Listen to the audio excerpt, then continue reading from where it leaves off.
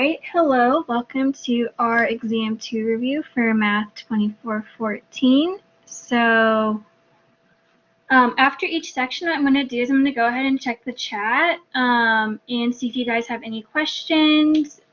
This is kind of a dense test, so let's go ahead and get started. So our first section that we're going to be covering this week is going to be section 9.1.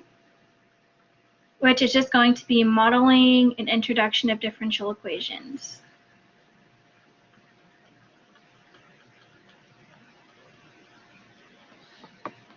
All right, so just as a recap, differential equations are equations that contain an unknown function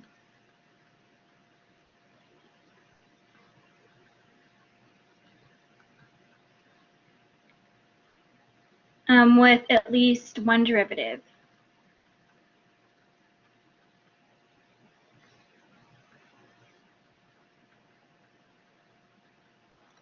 So just for a quick recap on some terminology, the order of a differential equation is going to be the highest derivative.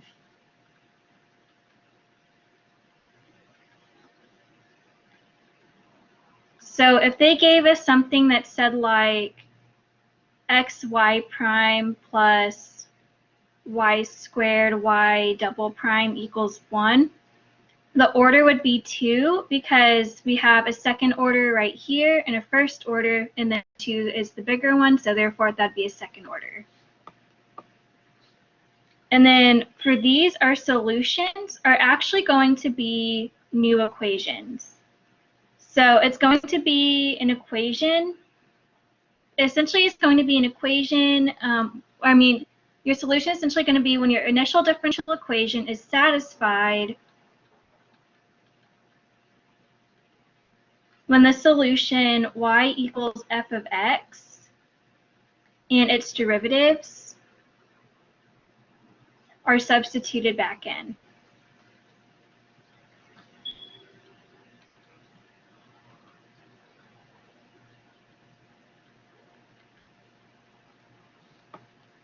So for a quick example of this,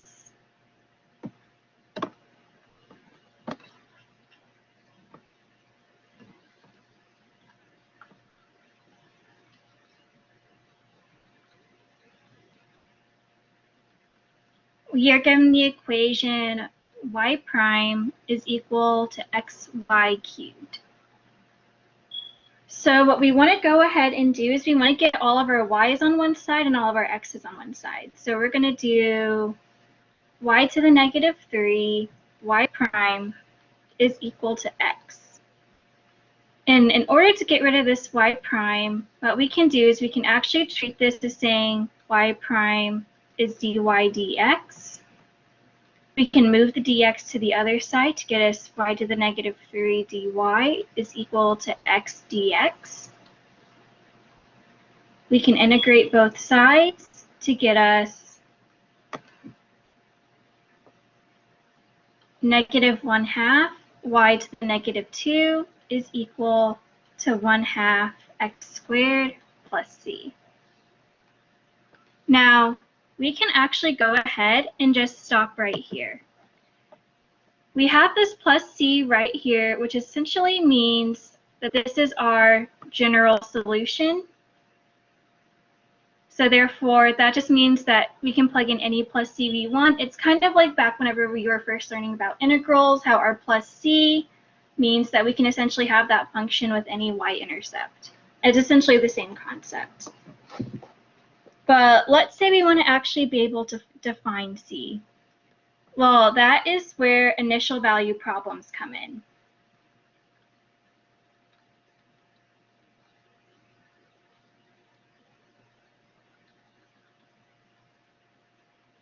So initial value problems have an initial condition. And your initial condition is usually given in the form y of your initial x is equal to y naught, or something like that, or like y of 0 is equal to y or something like that.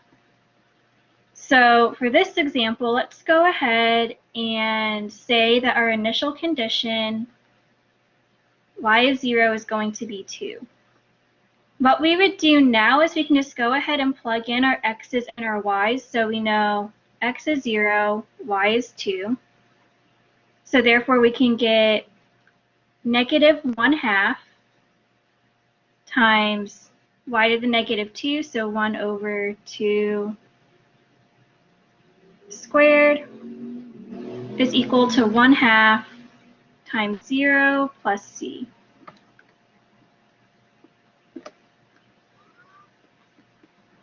All right, so then what we're going to get is we're going to get negative 1/8 is equal to c. So therefore we can get negative 1/2 y to the negative 2 is equal to 1/2 x squared minus 1/8.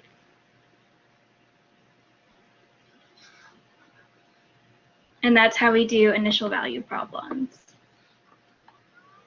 So now we're just going to really quickly touch on slope fields. I don't really know if you'll get a ton of problems.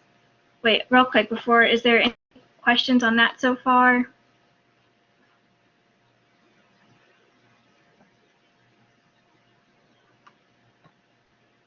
All right, let's go ahead and we'll go ahead and move on to slope fields. I'm just going to really quickly touch on them. I doubt you'll really get that many questions on them. If it was in person, maybe, but since everything's online, it's a little bit harder to do. So slope fields, and they're also known as direction fields, are essentially a graph of small portions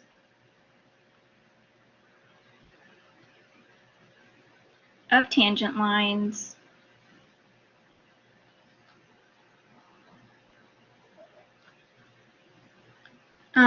of possible solutions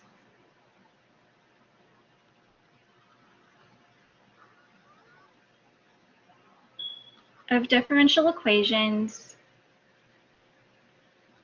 at different points.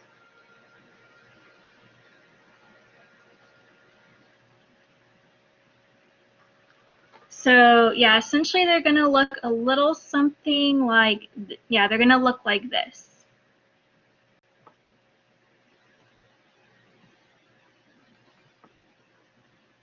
And in case you want to know how to draw / kind of like match these, since I would imagine if they give you a problem on this, it would probably be a matching, since you can't really like draw on these. What you would do is I would go ahead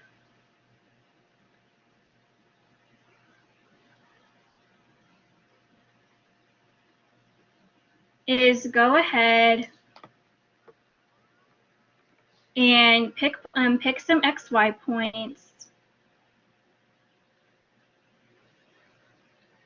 plug those into your dy dx, because usually they'll give you an equation that says dy dx is this. Yeah, so it'd be something once again similar to right here, to where they give you like y prime is equal to this, or they'll give you dy dx is equal to this, something along those lines. And then you're going to plug those just to kind of get your slope, and then you can either draw / compare the slope at those points.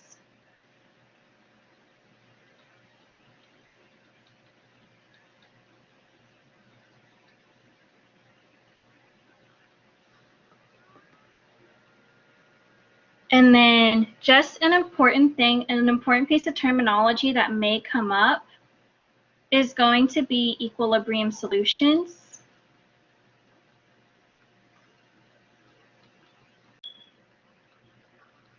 And essentially, that is going to be whenever your dy dx is equal to 0. And if you want to kind of see some more examples on these, or for any of these sections, since we didn't really have a ton of time to do a lot of as many examples as I would like, you can always go through the weekly review videos if you haven't already, and I usually have at least a couple of examples for different types of problems. So are there any questions so far?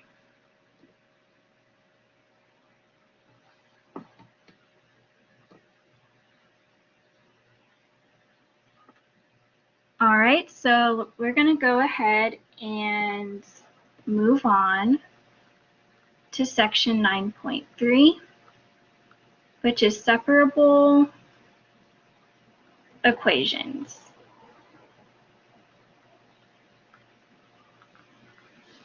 So in this course, separable equations are going to be defined as first order, so only the first derivative, differential equations, which can be written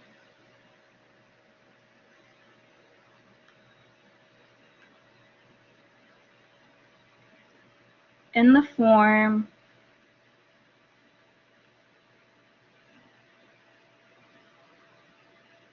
dy over dx is equal to g of x times f of y. In this course, like, you can have second order separable and stuff like that. They're probably not going to give you anything that's more than first order, and I can almost guarantee you they're not going to give you anything that is not separable. So don't really worry about that. I think we went into that a little bit further when I took the course. However, we also had a couple extra weeks. So just kind of, we're only worried about first order, and everything will be separable. So whenever we have this format, this dy dx of g of x is equal to f of y, we can also say that h of y is equal to 1 over f of y.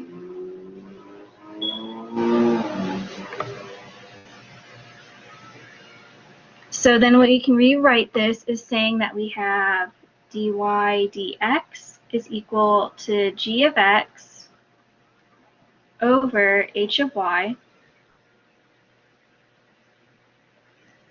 And this is essentially with the caveat that f of y does not equal that we don't have 0. So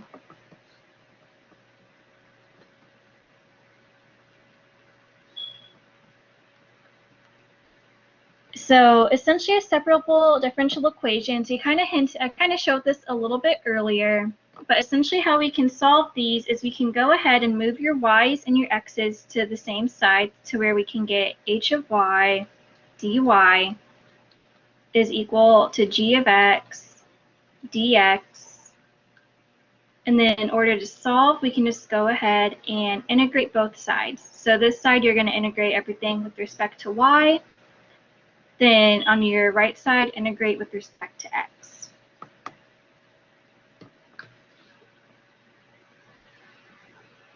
All right.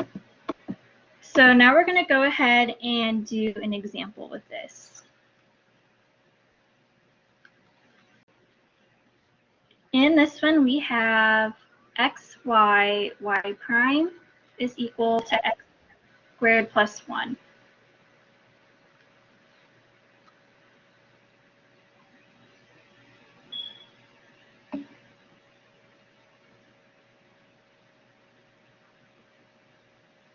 Is anyone else having issues with the screen? Okay. All right. So then what we can do is we can say that we can go ahead and move our x to the other side to get us y, and I'm going to rewrite y prime as dy dx is equal to x squared plus 1 over x. I'm going to go ahead and move the dx over. So we get y dy is equal to x squared plus 1 over x dx. And while we're at it, just to make this easier to integrate, what I'm going to go ahead and do is I'm going to split this fraction up into 2 to get us x squared over x plus 1 over x. So where we get y dy is equal to x plus 1 over x dx. So now what we can do is we can now integrate both sides to where we can get 1/2 y squared is equal to 1/2 x squared plus natural log of x plus c. So in this one, we don't have an initial value, but this also does bring up another interesting piece. So whenever we're working with differential equations, we can also classify our solutions, not just whenever we're talking about general and like specific, but we can also have explicit and implicit.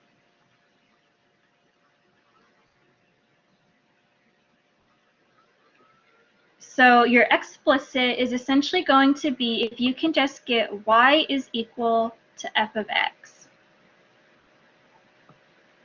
Your implicit is whenever you can't get that. So you're going to have some sort of function of both x and y. So right here, we are still technically an implicit because of this y squared. But we can go ahead and get this one to be completely explicit by multiplying both sides times 2 to get us y squared is equal to x squared plus 2 natural log of x plus c. And then taking the square root of both sides. And since we don't have anything saying for sure if it's positive or negative, we can just say y is the positive or negative square root of x squared plus 2 natural log of x plus c. And from here, we can say that we have a completely explicit solution.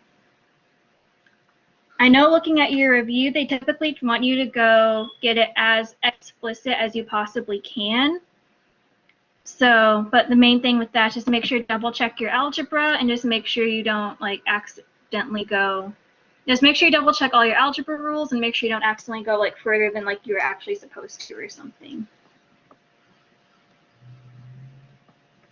All right, so I'm actually going to go ahead and do another example for, of these, since you probably will get a few of these.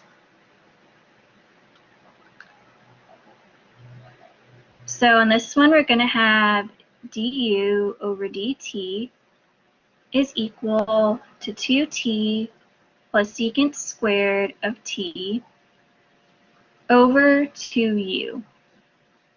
And in this one, we're going to have an initial value problem saying that u of 0 is 5. All right, so we can go ahead and let's go ahead and move over our 2u and our dt to get us 2u du is equal to 2t plus secant squared of t dt. All right, we can go ahead and integrate both sides to get us our u squared is equal to t squared plus tangent of t plus c. So now at this point we need to go ahead and implement. So we're at a good spot where we can go ahead and implement our initial value. So we know down here that t is 0 and u is 5. So we can get 25 is equal to 0 squared plus tangent of 0, which is 0, plus c.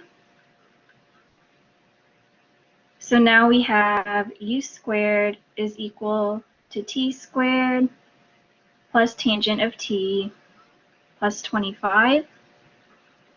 And then to go ahead and make this more explicit, we can go ahead and say that we have u is equal to plus or minus the square root of t squared plus tangent of t plus 25.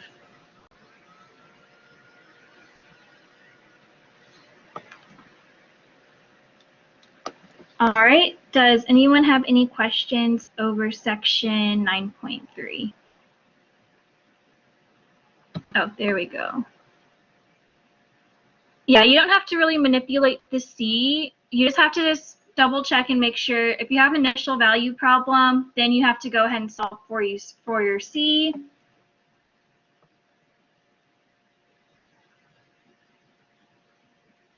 If U is negative, if you,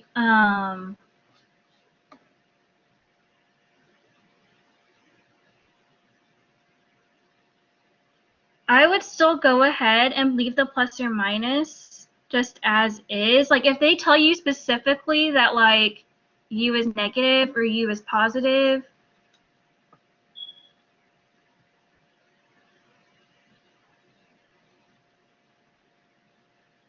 oh, I think the Z you mean is a 2. Those are 2's right there.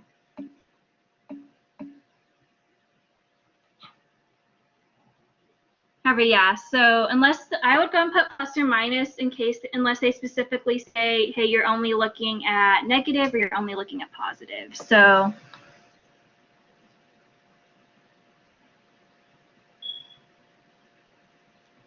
does that answer your question, Nathan?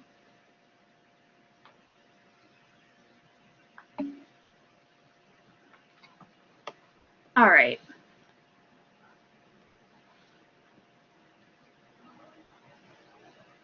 All right, so now we're going to go ahead and move on to section 9.4.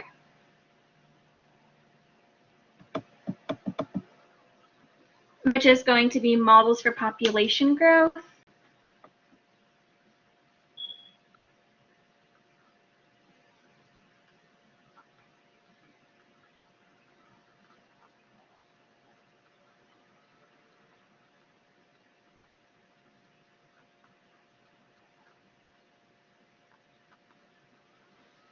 All right, so our first main model for population growth is going to be what's referred to as the law of natural growth.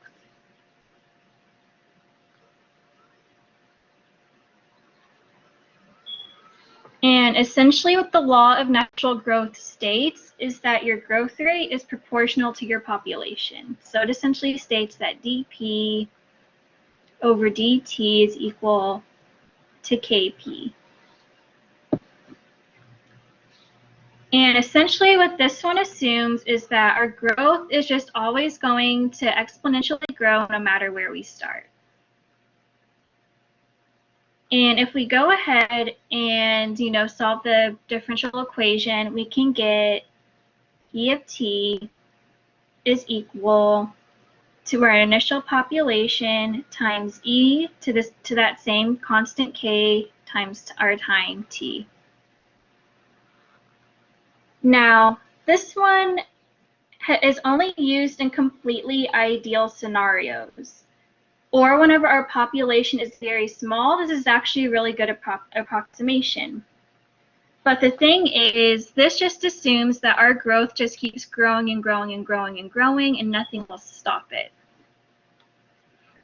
And then this is where the logistic model comes in. So I don't know if you'll really get much of any questions over natural growth, but you will definitely get a few questions over the logistic model.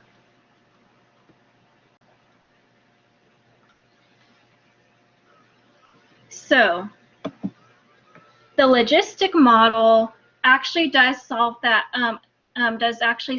idea of of our population can't just infinitely grow. Instead, what our logistic model does is it states that our growth rate is hindered as resources dwindle.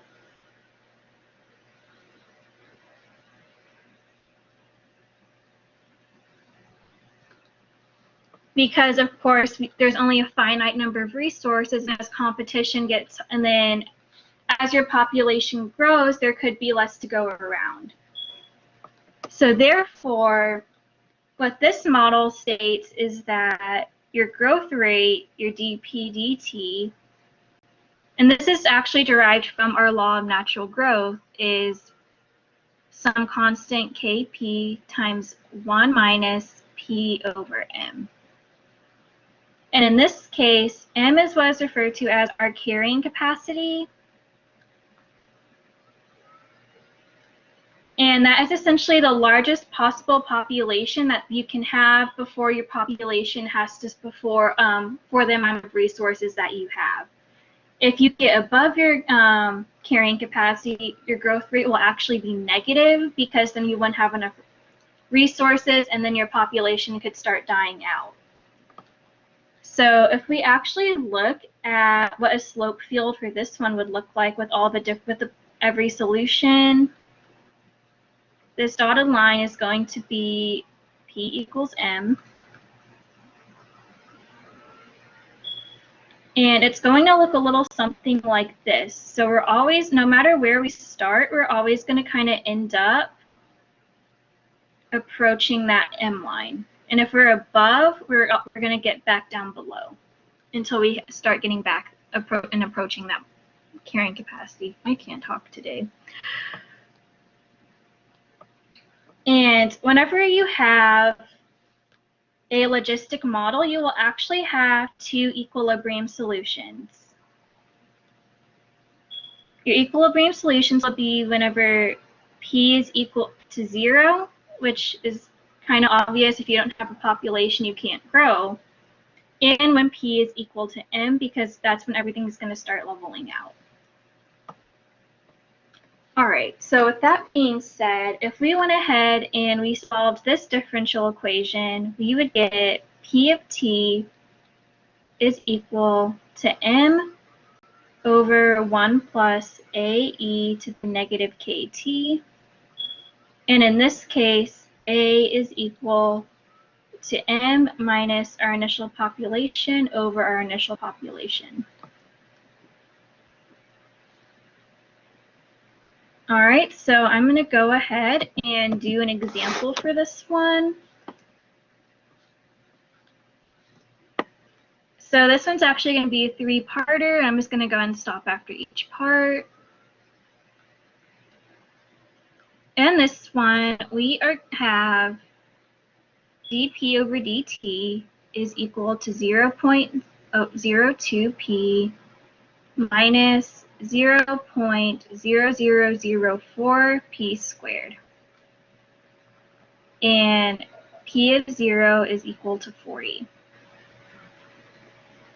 All right, so we can tell this is a logistic model because we have a p minus a p squared, so that's always a sign you have a logistic model. So for our first part, what we want to know is what is k and what is m. All right, so the easiest way to go ahead and solve this is to actually get this back into our initial form, to where we had dp over dt is equal to kp times 1 minus p over m. So we have our kp, which we could go ahead and factor out, of 0.02p, 1 minus p, and now we need to figure out what our m is.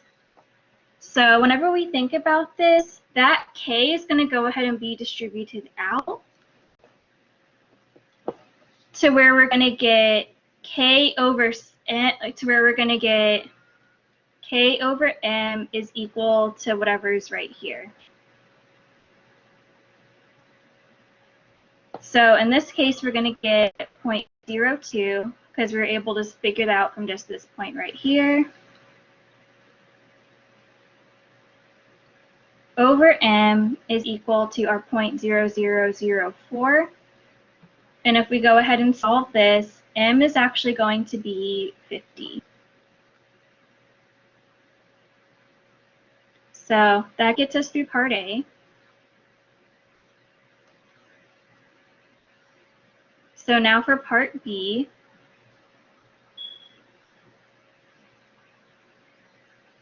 we want to figure out like what's the solution. And whenever they ask for a solution with a logistic model, essentially what they want you to do is they want to get you back to this equation. So if we look at this, we know our M.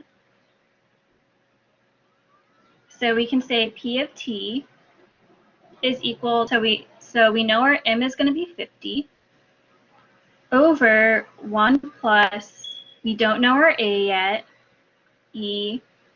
Our K is going to be the same in both our differential and our solution. So that K is still going to be 0.02. And of course, our variable is still going to be time.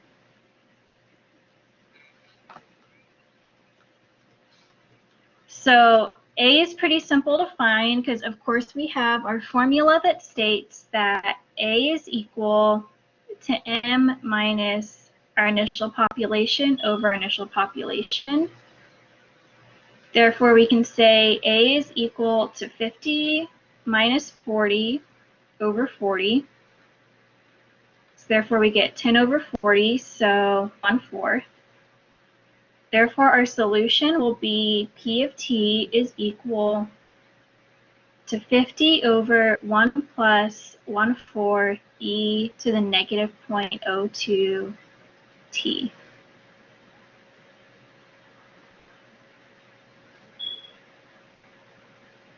And then our last part, part C,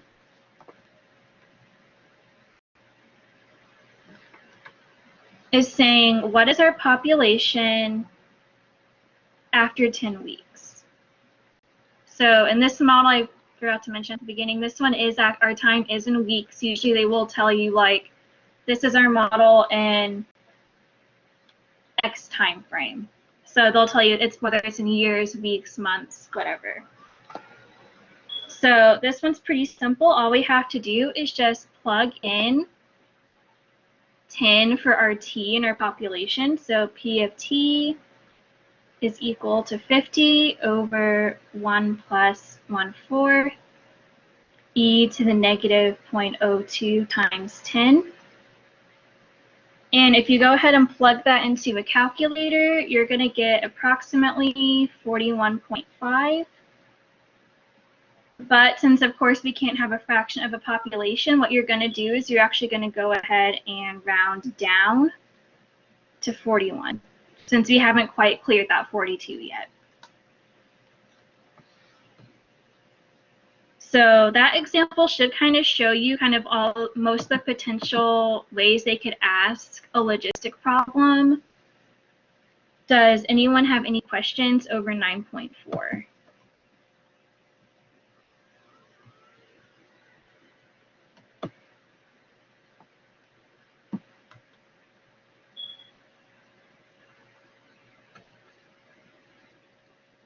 All right, so we're going to go at, so that is all our sections for chapter 9, which is differential equations.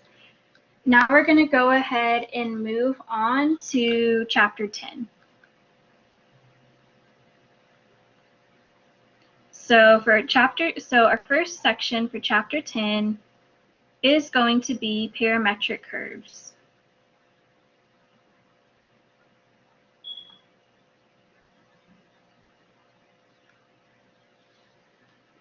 So the definition of a parametric curve is going to be whenever x and y are defined by a third variable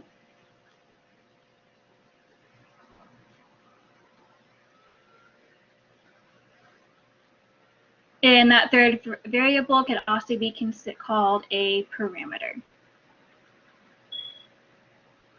So usually what this is going to look like is they'll give you some sort of x equals f of t and y is going to be g of t. All right, so I'm looking at this at my notes. Graphing, I would maybe know how to graph, but I'm probably not going to go into huge detail.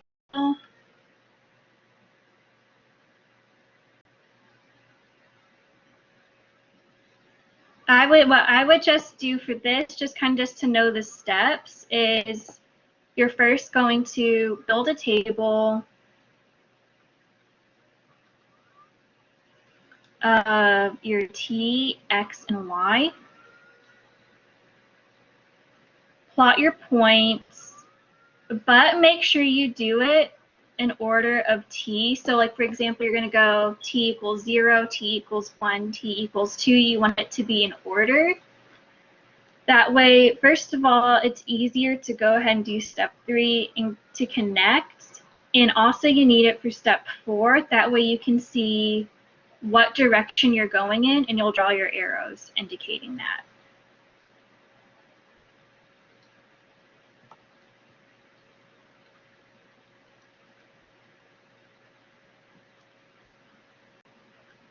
Once again, if y'all want to, like, you know, see a more detailed rundown, you can go ahead and look at the weekly review video for that. But honestly, graphing takes a long time, and we don't have that right now. So, and I wouldn't say it's super important for this exam. So one thing that they could ask you to do is convert from parametric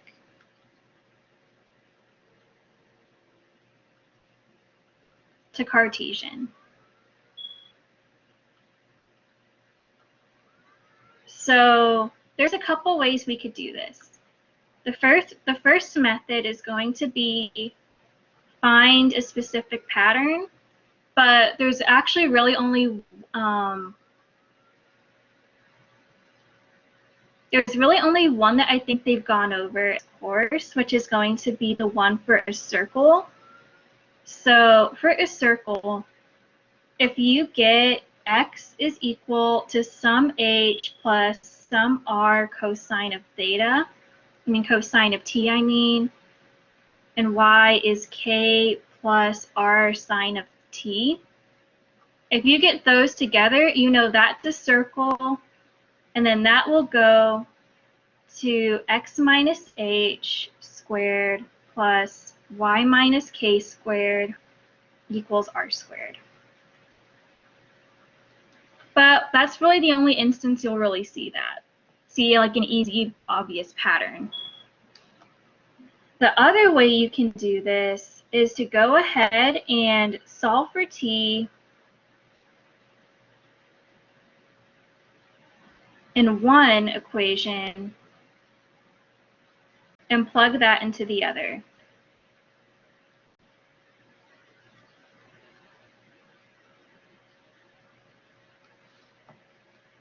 So I'm going to go and do a couple examples of these.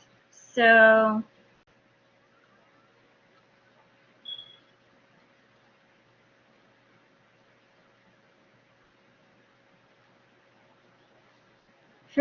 for our first example, we have x is equal to the square root of t plus 1, and y is equal to the square root of t minus 1. So we're actually going to go ahead and work with this one first. So what we can do is we can say that we can square both sides to get x squared is t plus 1. And then t is equal to x squared minus 1. Now what we're going to do is we're going to plug that back into our equation for y. So where we get y is equal to x squared minus 1 minus 1 to get us y is equal to the square root of x squared minus 2. And then you're good to go from there.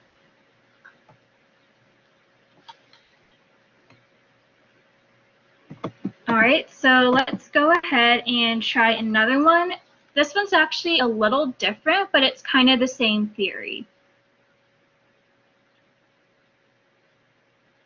In this one, we have x is equal to sine of t, and y is equal to cosecant of t.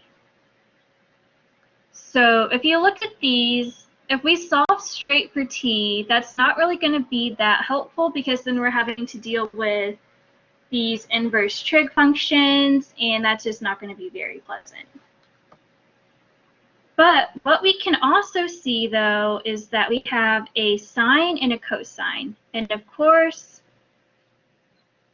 a sine and a cosecant, Sine, in which we know cosecant of t is equal to 1 over sine of t.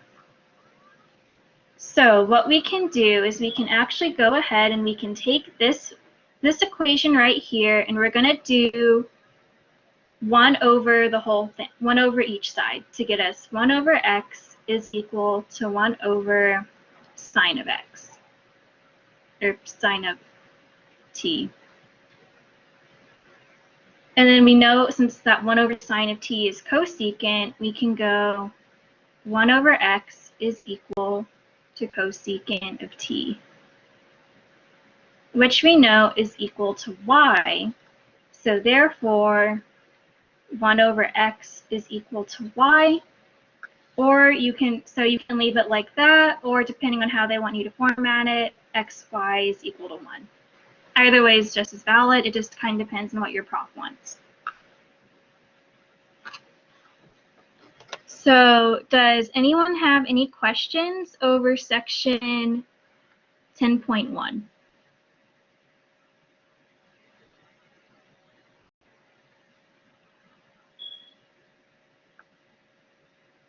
All right, so now we're going to go ahead and move on to section 10.2. So unfortunately, this is where the sections start getting really, really, really content heavy. So I don't really have the time to do as many examples as I would want. So if you want to see some more like example work throughs on some of these, once again, check the weekly review videos. So section 10.2.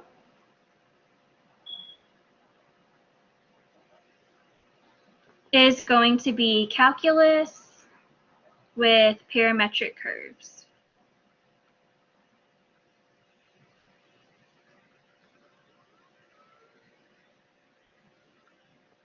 So our first topic for this is just going to be simple derivatives. So whenever you have parametric, your first derivative dy dx is actually pretty simple. It's just going to be dy dt over dx dt. And of course, like we do with normal Cartesian calculus, you can also use this to get your tangent line if you so desired.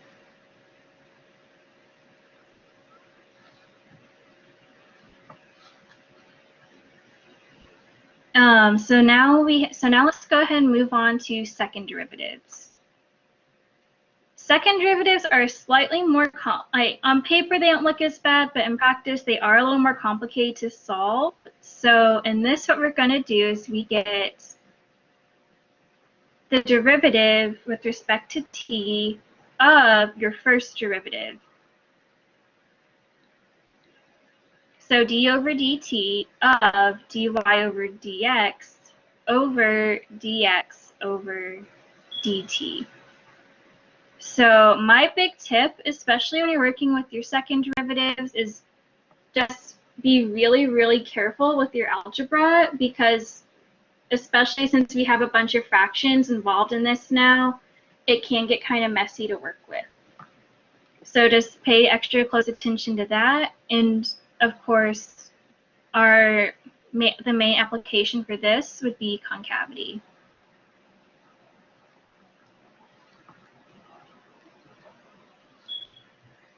All right, so now we've kind of covered the main formulas for our derivatives. So now we have to move on to integral applications.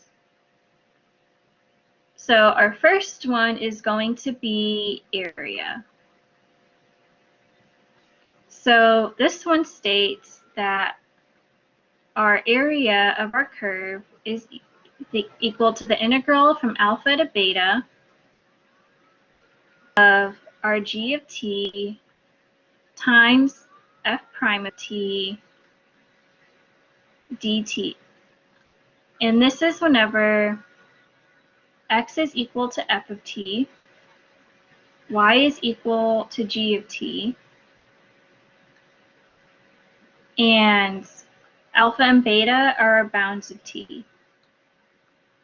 And this is going to be area between x-axis and like under the curve.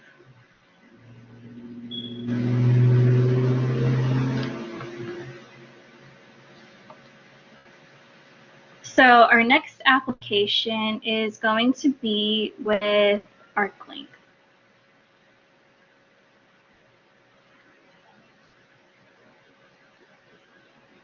So this one is actually, in my opinion, is actually maybe a little easier than the one we've been learning. Okay, granted, depends what you get in your square root, but it's easier to memorize than in Cartesian. And this is going to be our arc length is the integral from alpha to beta of the square root of dx over dt squared plus dy over dt squared dt.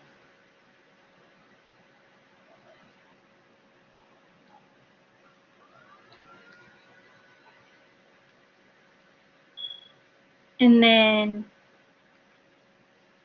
our last application is going to be surface area of a revolution. And this is going to be whenever we're rotating around the x-axis. So this formula is going to be surface area is equal to the integral from alpha to beta of 2 pi y times the square root of dx over dt squared plus dy over dt squared dt. All right, so I don't think we quite have the time to do examples for each and every one of these. If we have time at the end, I can try to do some sample problems for some of these other ones. We'll see how we are on time. But I'm going to go and just do a couple examples with some of these formulas.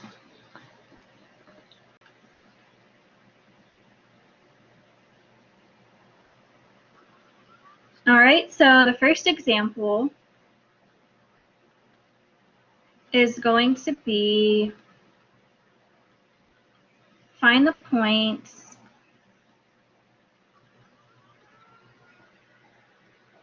with horizontal and vertical tangents.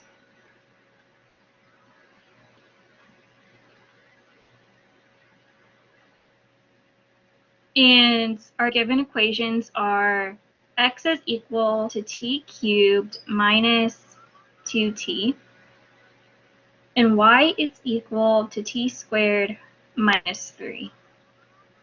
So this one is actually a little easier than some of the other tangent ones, mainly because we don't have to look at this thing as a full, but only as a part. Because we know that dy over dx is equal to dy dt over dx dt, we can just say that they're going to be horizontal whenever dy over dt is 0. And it's going to be vertical whenever dx dt is equal to 0. So we actually can look at just each half of those rather than having to put them all together. So let's go ahead and start off with looking at our horizontal. So our horizontal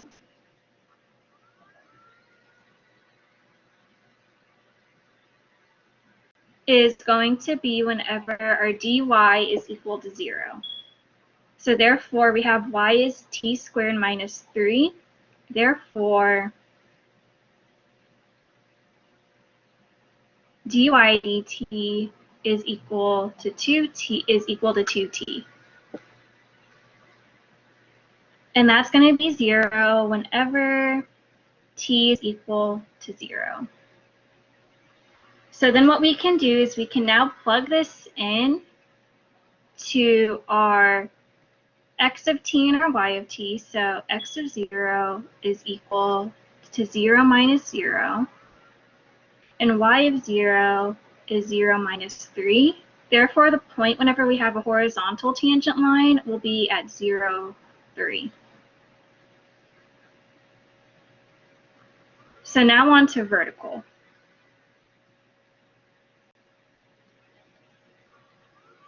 So of course, this one's going to be whenever we have our dx dt is equal to 0. So therefore, let's go ahead and solve for that. We have x is t cubed minus 2t, so therefore t cubed will go down to 3t squared, 2t will go down to negative 2, is equal to 0. 3t squared is equal to 2, I mean. T squared is equal to 2/3. Therefore, we have t is plus or minus 2/3. So now what we have to do is just do pretty much the same process, plug both 2/3 and negative 2/3 into our x and y. So therefore, we can get x of 2/3 is equal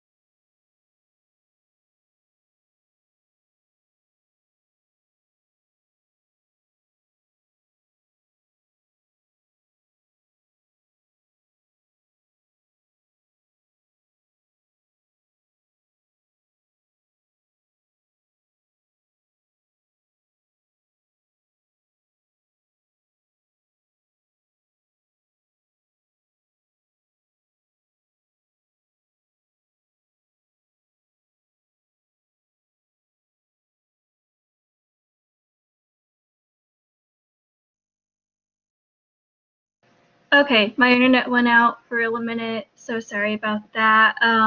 Let me go and reshare the screen.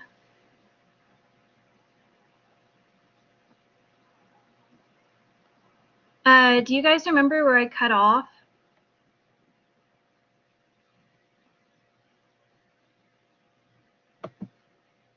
Yeah, you were doing an example with horizontal tangents and vertical tangents. All right.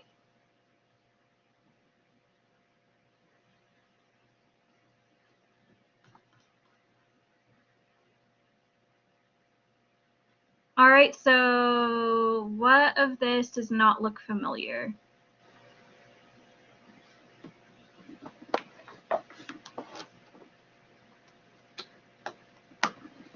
Or at least you guys understand, like, just getting to the horizontal and vertical? Because, yeah, I'll go and leave the work up for a second. Essentially, mainly because I don't know exactly where I cut off.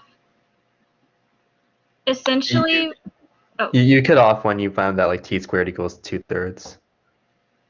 Okay. Yeah.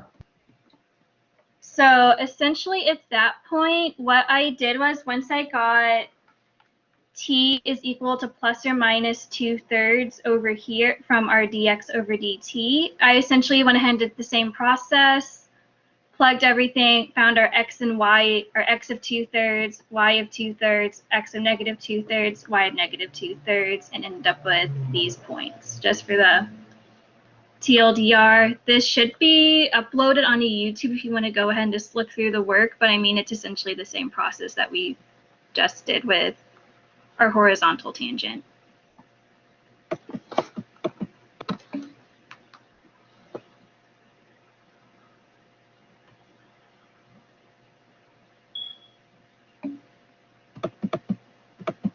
Oh wait, yeah, let me double check that actually. Actually, I think you're right. Yes, thank you. Thank you for catching that. This is actually, I wrote that down wrong in my notes. This is plus or minus square root of 2/3.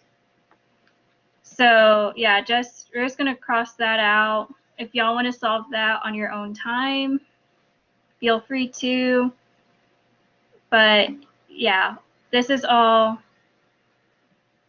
square root of 2/3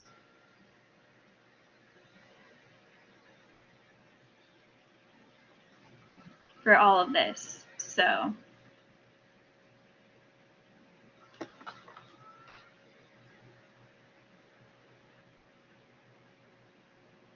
and yes, you are right. That's -3. Thank y'all for catching this. This is why I say always double check your algebra. Or wait, that doesn't.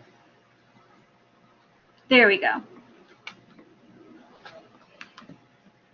All right, so now let's go ahead and try an example for surface area. Since this one kind of combines a little bit of arc length too. So for this one, we're just going to set up the integral. We're not going to actually solve it. So set up the integral.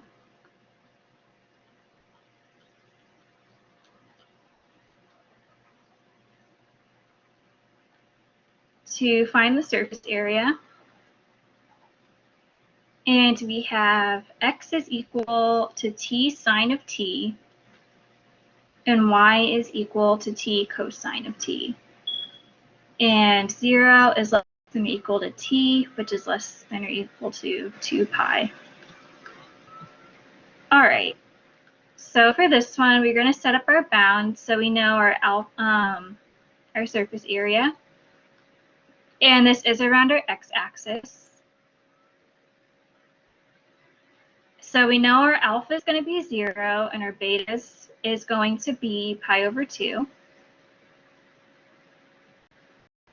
And then we have 2 pi y, so 2 pi But then for our y, we're going to plug this in right here. So t cosine of t, then the square root, and we know we're going to have dx dt squared plus dy dt squared. So down here, let's go ahead and do dx over dt. So we have t sine of t. So we're going to do sine of, using our product rule, we're going to get sine of t plus t cosine of t. So sine of t plus t cosine of t squared plus our dy dt. So we're going to get cosine of t minus t sine of t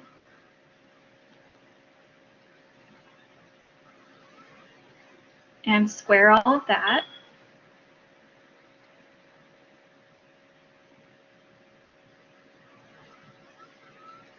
dt, and since we are just setting it up, we can go ahead and stop right here.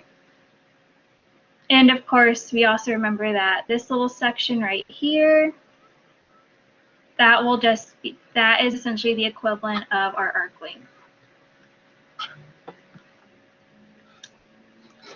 All right, let me see. And actually, no, I'll come back to that if we have time. If we have time, I may go back and do a second derivative problem. So I know we had that weird break in there. Does everything in section, does anyone have any questions on 10.2?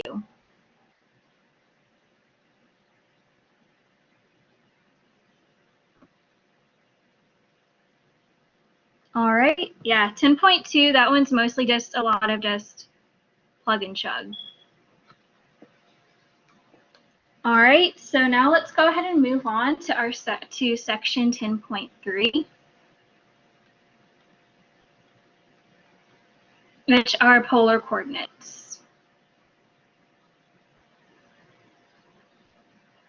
All right, so polar coordinates, this is, so while parametric was still technically within like our XY coordinate system, polar is completely different. So I'm going to do Cartesian / para versus polar. The main difference, so in Cartesian and parametric, you still have your x and y coordinates. In polar, you now have r and theta as your coordinates instead. And in this case, r, of course, is equal to radius, and theta is your angle. So once again, on here, in Cartesian and parametric, we have x-axis and a y-axis. Whereas in polar, you just have a single polar axis.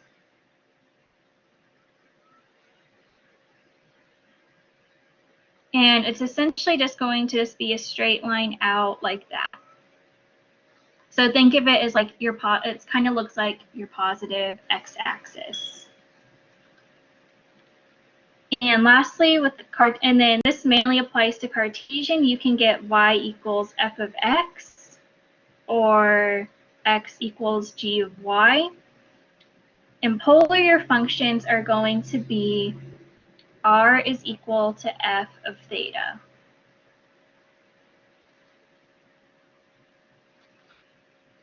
All right, so now let's talk about converting back and forth between polar and Cartesian, because that is probably another thing they may ask you about on the exam. So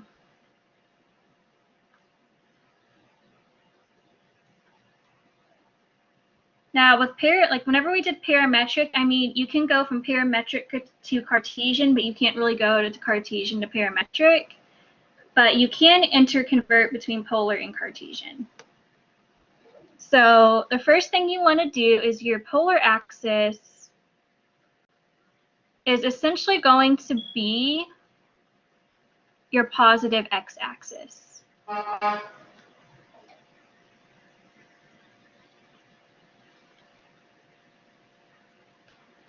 And then there's going to be a group of formulas that you're going to use to convert.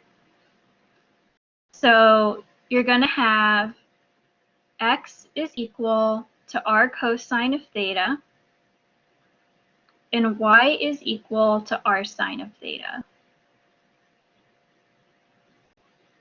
And then you will also have x squared plus y squared is equal to r squared. And then you will have tangent of theta is equal to y over x. All right, so we're going to go ahead and do an example of this. So one example we're going to do is we're going to convert r is equal to 4 secant of theta to Cartesian.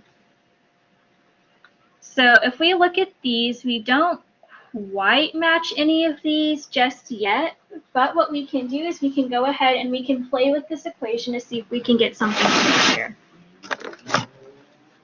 So we don't have a secant in any of these, but we do have sine and cosine. And of course, secant is equal to 1 over cosine.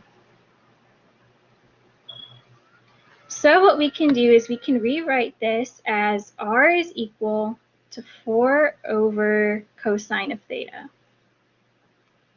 And then we can now go ahead and move this over to the other side to get us r cosine of theta is equal to 4.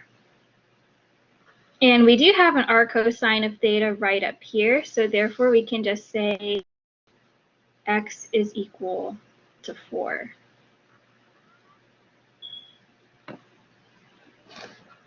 All right, if we have time, once again, if we have time later, I may try to do another one, but that's just kind of a basic rundown of how you can go ahead and use those formulas to convert. So another big topic from this section is going to be derivatives.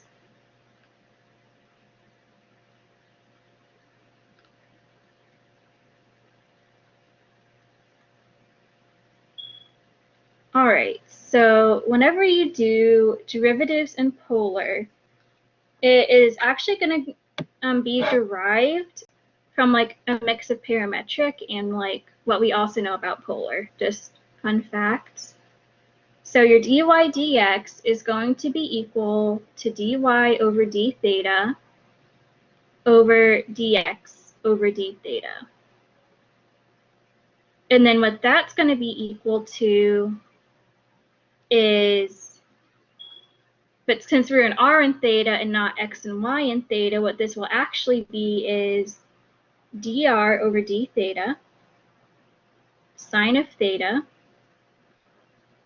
plus r cosine of theta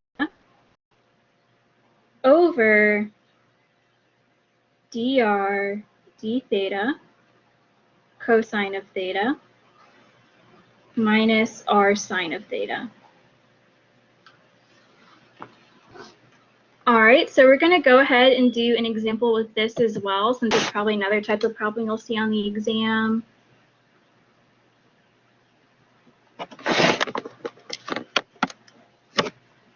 And this is another one that can get kind of algebra heavy. So, in this one, we just want to find the slope of the tangent line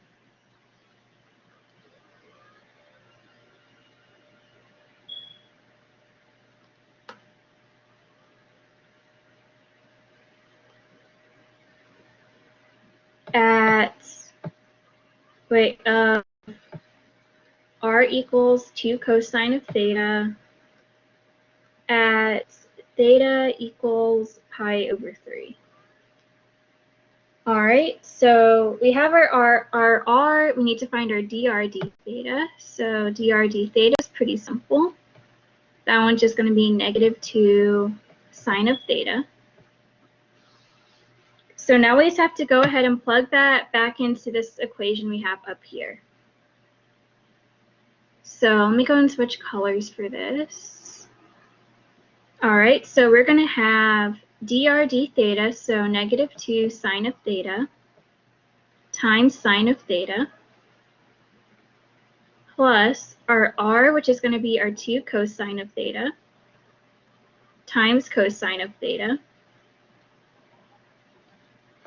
over our dr d theta, so -2 sine of theta, times our cosine of theta, minus our r, so 2 cosine of theta, times sine of theta. All right, so from here we can actually go ahead and maybe do a little bit of housekeeping. We can convert the top to -2 sine squared of theta plus 2 cosine squared of theta over -4 sine times cosine. And of course, we're at theta is equal to pi over 3, so sine of pi over 3 is equal to square root of 3 over 2, and cosine of pi over 3 is 1/2. So now from here we can go ahead and start plugging in. So we can get -2 times square root of 3 over 2 squared plus 2 times 1/2 squared over -4 times square root of 3 over 2 times 1/2. All right, we can go ahead and get -2 times 3 over 4 plus 2 times 1/4 over -4 times square root of 3 over 4. All right, this numerator, we can go ahead and get -3/2 plus 1/2 over negative square root of 3. -3/2 plus 1/2 will go to -1 over negative square root of 3. So therefore, our final answer will be 1 over square root of 3. All right, that is all I have for 10.3. Does anyone have any questions?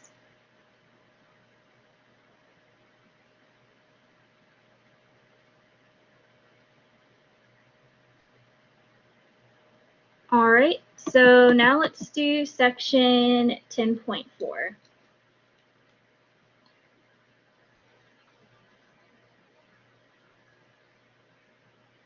So section 10.4 is going to be areas and lengths with polar coordinates.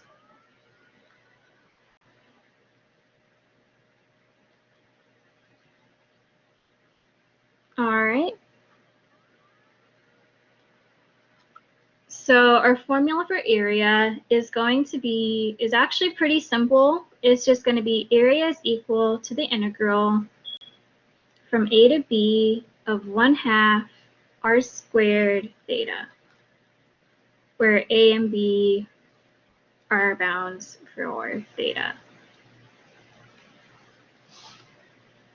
So while the formula is simple enough, this is also areas is also one of those things where there's a lot of like little moving parts to it that can make it more complicated. So it's always really, really important to pay a lot of attention when you're doing these to kind of what your graph looks like, where your intersection points are, and things of that nature. So let's go ahead and do an example.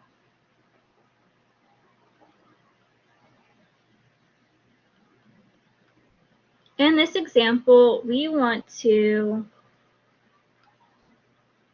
for now, we're just going to go ahead and just do the setups for Yeah, I think for pretty much all the rest of our integral examples, we're just going to do the setups and not actually evaluate. So we want to set up the integral for the area inside r is equal to 1 minus sine of theta, and outside r equals 1. All right, so the first thing that I would do right here is actually go ahead and graph.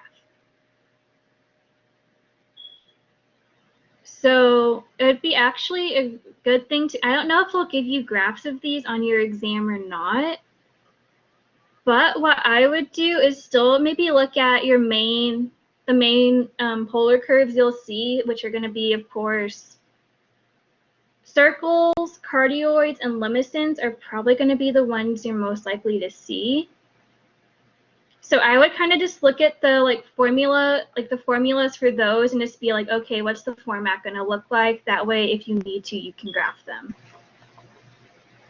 So our r equals 1. I'm going to say this one is r equals 1. It's just going to be a circle with the radius of 1.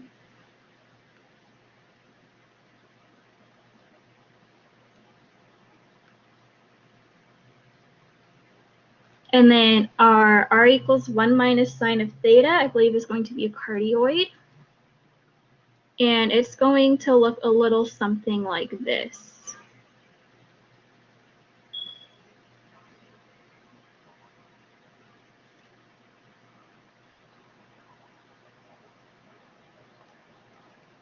And therefore, the area we want is going to be this section right here.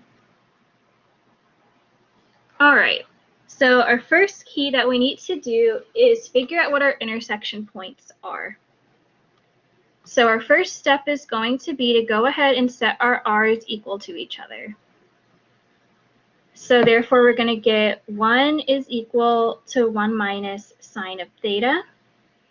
So then therefore, we're going to get 0 is equal to negative sine of theta, which we can just do sine of theta is equal to 0. And we know that's going to be at 0, pi, and 2 pi. So usually I limit your range between 0 to 2 pi to start with, but you know, it can be flexible based on like where you find your intersection points and like the way your graph is. So what you're going to do right here, so what we need to do is we need to go ahead and see where all of these are. So our circle, that doesn't matter, that doesn't have a theta. Our r does matter. So we know that right here, we're going to start off with r is equal to 1 minus sine of theta. So this is going to be at 0. Right here is going to be pi, and we're going to get back to 2 pi over here. But we also have to think about the direction our curve is moving. So we can see we're kind of going this way, like this. So therefore, instead of going from 0 to pi, we actually want our bounds to be from pi to 2 pi. So what we can do is we can now say that our area is equal to 1/2 times the integral from pi to 2 pi. And we want inside our 1 minus sine of theta. So we're going to do 1 minus sine of theta squared. But outside our 1, so we're going to subtract our 1 d theta. Now, hypothetically, you could also use symmetry right here and then just go from pi to 3 pi over 2. So if you did area is equal to pi to 3 pi over 2, 1 minus sine of theta squared minus 1 squared, that is also perfectly valid, but I mean, we can also just go ahead and use this one. But yeah, the second one, just, once again, is just as valid. Just always make sure to double check your like symmetry if you're going to use that though.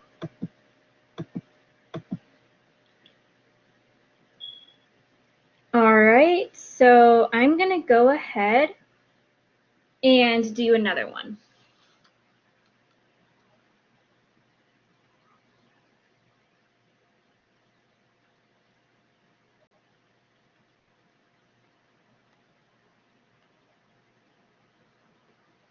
All right, so for this one we have, for this one we want the area inside both r is equal to 1 plus cosine of theta and r is equal to 1 minus cosine of theta. So once again, my first step would probably be to go ahead and graph.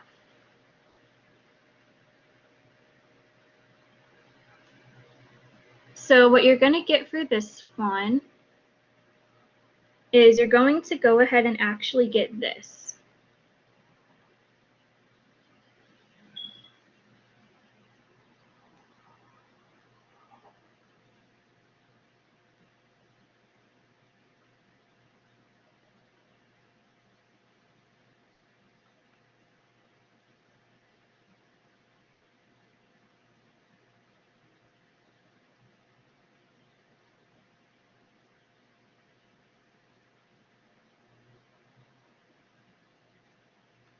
So therefore, we want this area in here.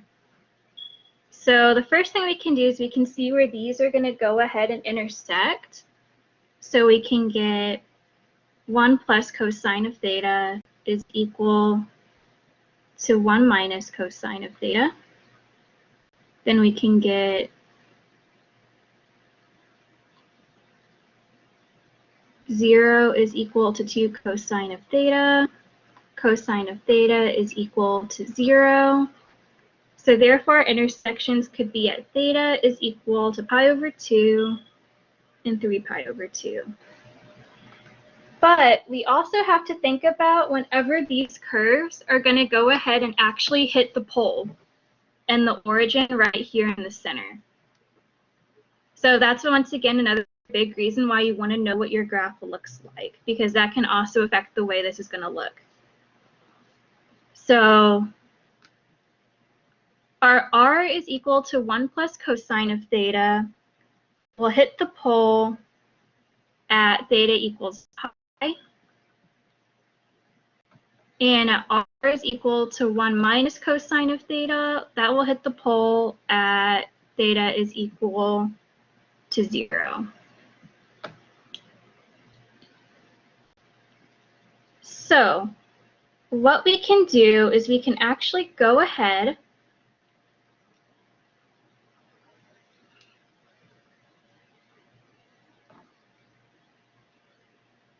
and so now what we can actually do is we can go ahead, knowing this knowledge, we can actually say, so we can see that we have symmetry right here going like this as well. We also have symmetry going like this.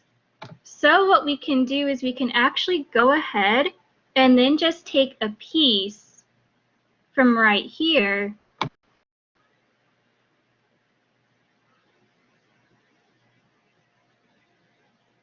and multiply that times 4 to get us our full area. So therefore, what we can do, so we know it hits the pole at 0 and then it intersects at 2 pi.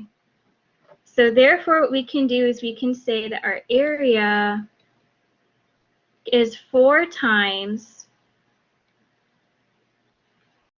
0 to pi over 2 times 1/2 1 minus cosine of theta squared d theta. And we don't even have to worry about this piece right here because we're just using symmetry to take care of it. So, okay, I'm going to do a really quick example.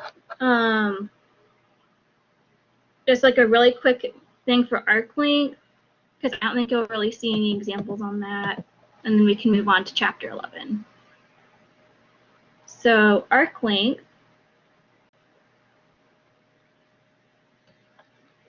we have, the formula for that is going to be L is equal to the integral from A to B of R squared plus dr over d theta squared, d theta. I believe that this one is also derived, yes, this one once again is also derived from the parametric equation if you kind of want to look at that. Just the parametric being that we have x is r cosine of theta, y is r sine of theta. You want to play with that. So just an example of the way this one can work. Like, just so you can see how it looks when you have equations. This one will just be, we have r is equal to 2 sine of theta, and our limit is going to be between 0 and 2 pi. Therefore, we have our integral from 0 to 2 pi of our r squared, so 2 cosine of theta squared, plus our dr d theta. So right here we can get dr d theta is equal to negative 2 sine of theta.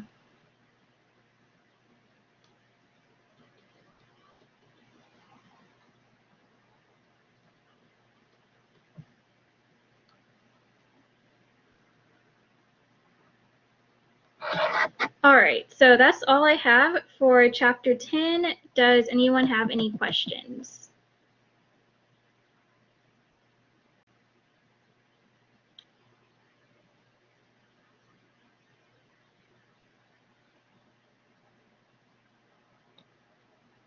All right, let's go ahead and try to quickly move on to chapter 11. That way I don't have to keep y'all for too late. So our first section is going to be 11.1, which is sequences.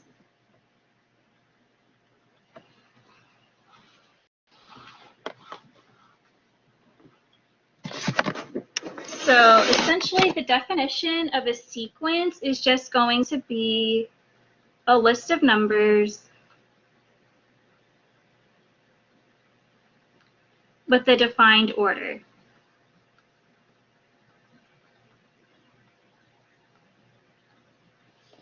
All right, so usually what those are written as is just being either a sub n or like a set of a sub n or something along those lines.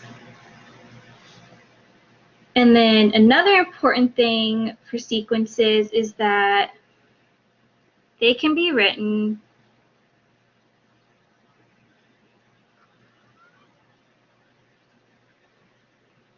as a formula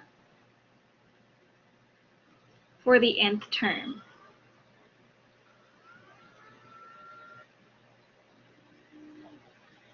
So, like for example, if we had a sequence that was 2, 4, 8, 16, and then so on and so forth, if we assume it follows that pattern, we can actually write that as saying a sub n is equal to 2 to the nth.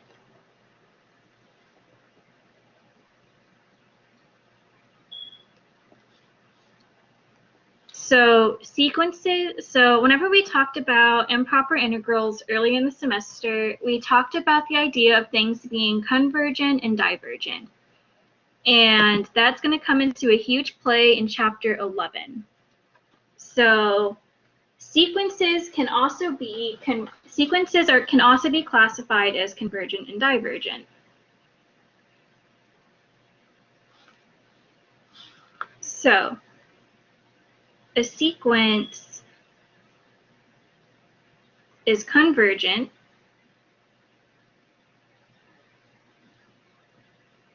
when the limit as n approaches infinity of a to the n is equal to L. Otherwise, it is divergent.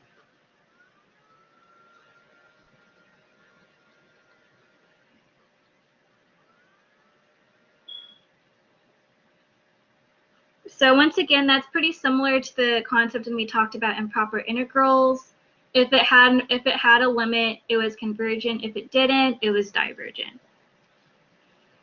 So I'm just going to kind of speed run through some like little theorems and tips to kind of help you work with sequences and figure out whether or not they converge or diverge. So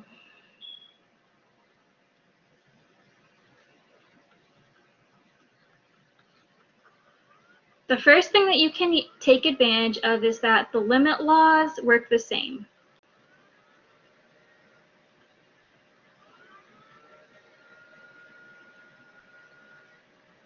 As they do with normal functions. Another one that you can kind of do is, this is really good for whenever you have something that's like a composite sequence. So when you have something plugged into something else, it states that the limit as n approaches infinity of our sequence raised to the power is the same as taking the limit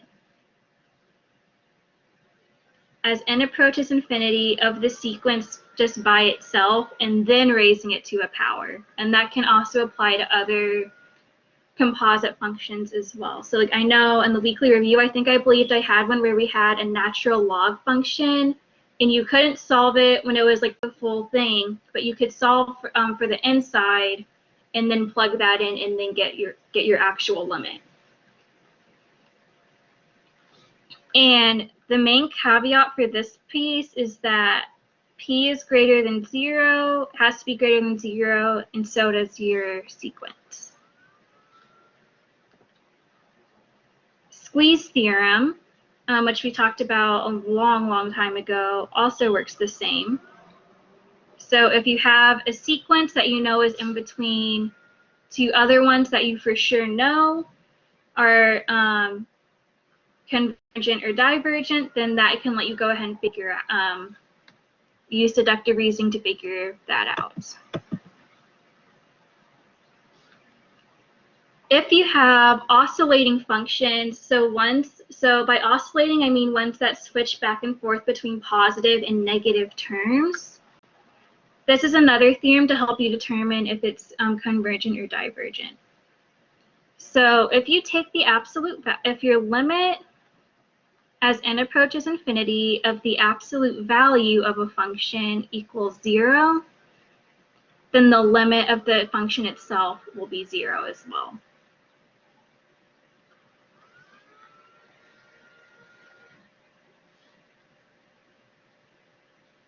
Another one that's just kind of an easy automatic one to see is that if the limit as n approaches infinity of some constant k to the n, that will be equal to 0 if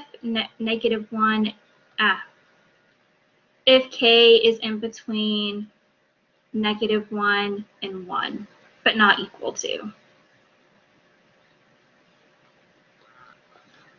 All right, so now we have to talk about a little bit more terminology, and just because this will lead to another theorem that's also could come up. First, we need to talk about increasing, decreasing, and monotonic. So sequences can be monotonic, and monotonic sequences are either increasing or decreasing. So mathematically, to define increasing, it will be a sub n will always be less than a to the n plus 1. The mathematical definition for decreasing is that a sub n will always be bigger than the subsequent term. And this is true for all n is greater than or equal to 1. sequences can also be bounded.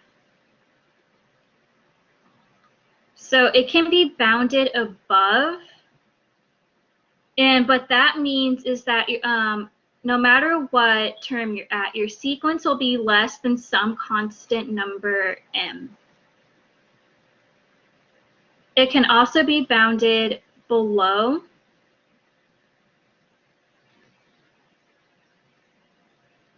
And that's whenever your sequence is always bigger than some number, such as lowercase m.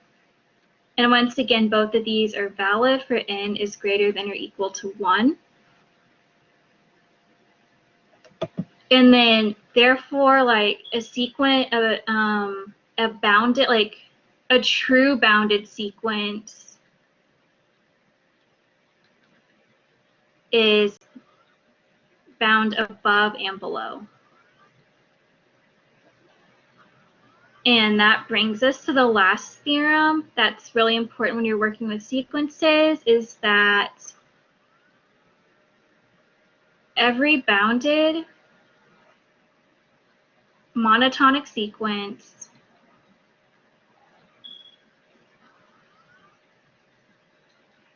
is convergent.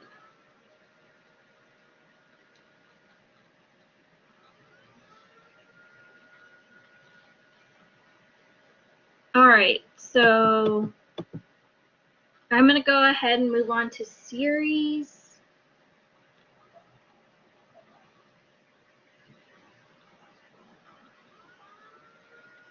So a series is going to look like, so here's the way a series will look. You'll have a summation with sum n usually beginning with 1, going up to infinity, which is, if it goes up to infinity, that is an infinite series. You can also have partial to where they have like a definitive cap. So you may go from n equals 1 to 7 or something like that, of some sequence. So once again, when you have a summation, essentially what this means is you're adding up each of your terms. So a sub 1 plus a sub 2 plus a3 and so on and so forth.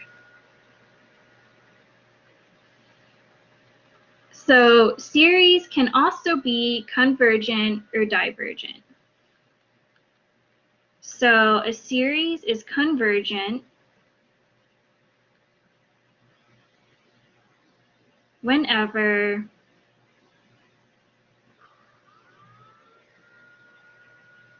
it has a definitive, sum.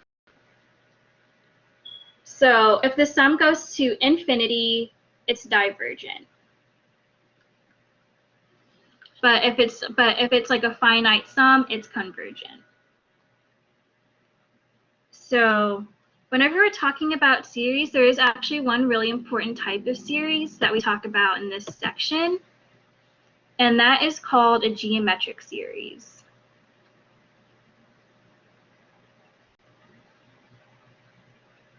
And essentially, a geometric series will be in the form of n goes from 1 to infinity of sum a times r to the n minus 1, and a cannot be equal to 0. So this number r right here is actually what we call the common ratio.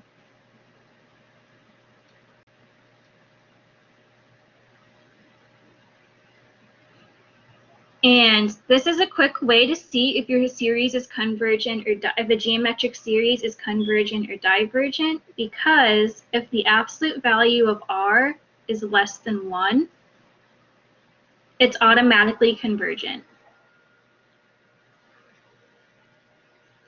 And usually when you have a geometric series, they want you to, this is actually one that's really, really easy to find the sum.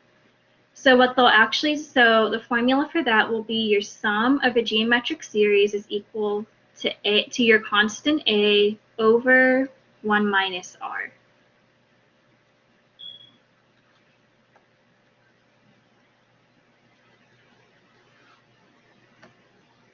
So our next type, it's not like a full-on, like easy to distinguish type, but this is also another thing you may run into, which is referred to as telescoping series.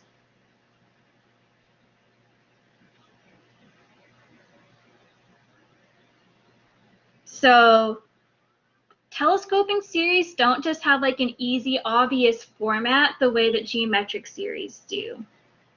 But but instead you actually have to go ahead and start writing out your terms to actually see if it's telescoping or not.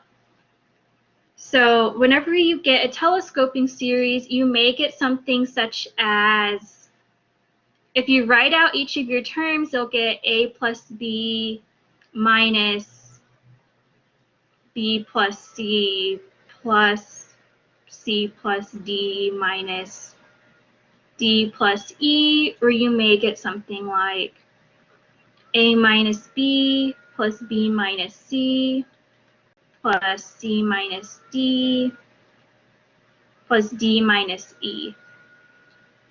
And the characteristic for like a telescoping series is that you actually end up canceling out terms. So for example, up here you have a b and a negative b, which cancel out. This negative c and positive c cancel out. This positive d, negative d cancel out. So everything will cancel out as you go. So once again, we have negative b, negative c, negative d, positive d, so on and then that'll keep going forever and ever and ever. So telescoping series, what's a good way to notice them is maybe see if like your series or your sequence already has like kind of two terms to it. Or you can try to maybe see if you use partial fractions to break something down and see if that can create a telescoping series. So telescoping series, you can't actually find the sum for these because it'll just be whatever doesn't get canceled out. So it may not be as simple as this, so where it's like only the first term. Like it may have about 5 things that don't get canceled out. It just kind of depends on what you actually have in your terms. But you can actually find the sum for telescoping series, because I know there's other ones where it's not really that easy to do. And the last thing that I want to touch on is the test for divergence. So as you move through chapter 11, the test for divergence should always be the first thing that you check whenever you're looking at convergent and divergent series. So your test for divergence, it's the easiest one, and it's probably like the most obvious one. It essentially states that if the limit as n approaches infinity of your sequence does not equal 0, your series will automatically diverge. And that makes sense. So for example, if your limit of your sequence is 1, then at the end you just keep getting 1 plus 1 plus 1 plus 1 for all eternity.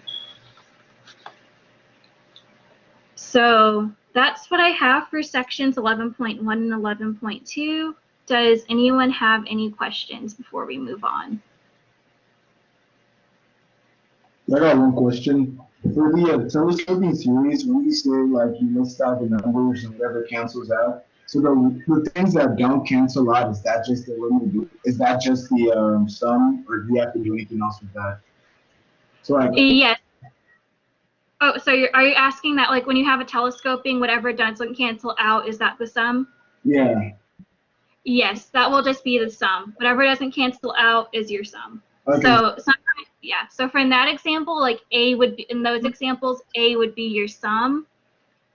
But I think I think in my weekly review video, I think the one I did had like 4 terms that didn't cancel out. So you just add them up together and that's your sum? Yes. All right, thank you.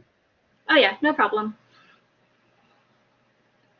All right, so I'm going to go ahead and move on to our final section, which is going to be 11.3.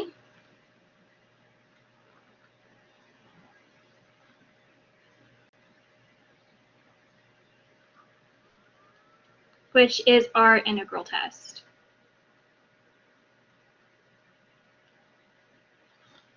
So our integral test states that, okay, whenever we do our integral test, we have a few caveats that we have to make sure, like a few criteria that we have to make sure we're following before we can for sure use it.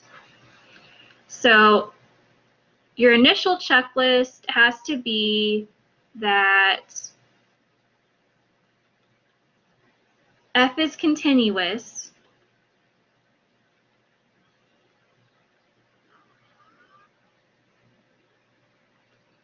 and then f is decreasing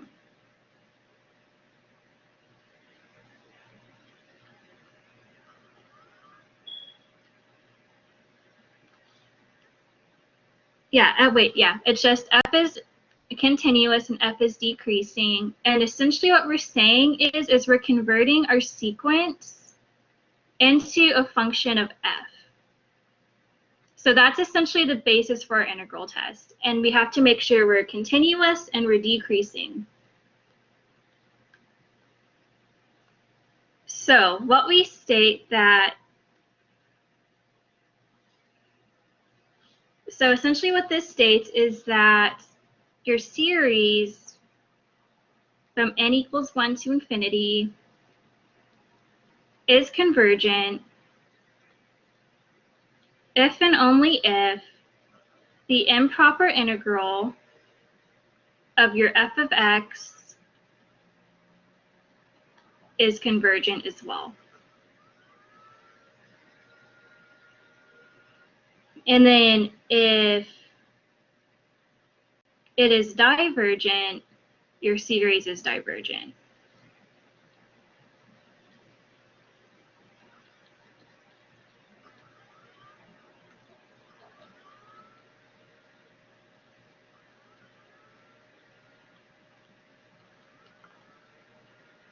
All right, so I'm going to go ahead and just do kind of a quick example of just the way this one works. So yeah, this one's really not that hard to do. So what this one is in this example, we have the series n equals 1 to infinity of 1 over 4n minus 1. And we want to know if it converges or diverges. So essentially what we're going to do is we're just going to take this and say that f of x is equal to 1 over 4x minus 1. And now we'll take the improper integral from 1 to infinity of 1 minus 4x minus 1 dx. And if we go ahead, if we use our log rules, I believe we will be getting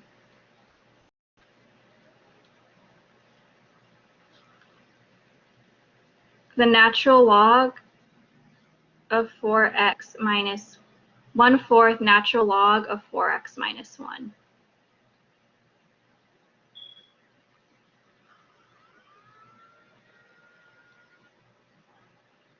So then what we're going to do is we're going to take our improper integral. So we're going to have our limit as t approaches infinity of 1/4 natural log of 4x minus 1 going from 1 to t. So therefore we get 1/4 natural log of 4t minus 1 minus 1/4 natural log of the absolute value of 4 minus 1. Limit as t approaches infinity. And if we look at this, we're going to get natural log of infinity minus 1/4 the natural log of 3. So therefore this will be infinity. So therefore this diverges. So therefore this improper integral diverges. Therefore the series diverges.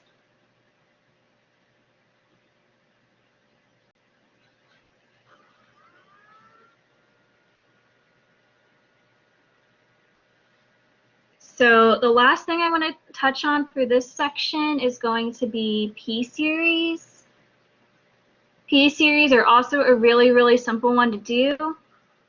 That one essentially states that our series, if we have a series in the format 1 over n to some number p, that states that is convergent if p is greater than 1. And hypothetically, you could use an integral test on a p-series and get the same thing. But I mean, it's easier to just look at it and say, okay, that one's convergent or that one's divergent. So for example, if we had 2 over n to the 5/4, that would be divergent. Wait, convergent, yes. But if we had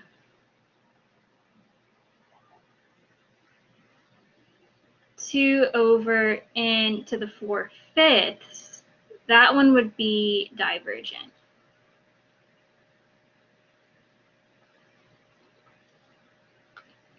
All right, so that is all I have prepared for today. Does anyone have any questions before we go?